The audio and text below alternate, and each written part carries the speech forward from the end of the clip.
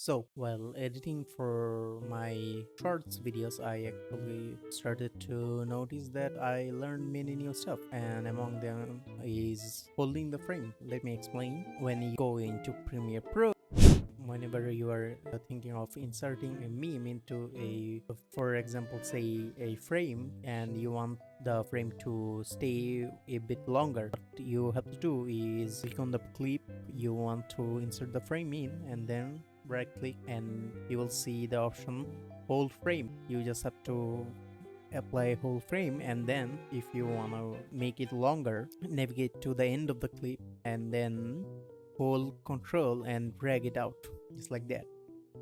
That's about it for the video, I guess. Please leave a like, and if you have any questions about editing as well, you can actually ask me, because I am kind of learning on the learning process, because then I can answer much more appropriately, putting myself into your perspective, I guess. So let me know if you want to know anything else.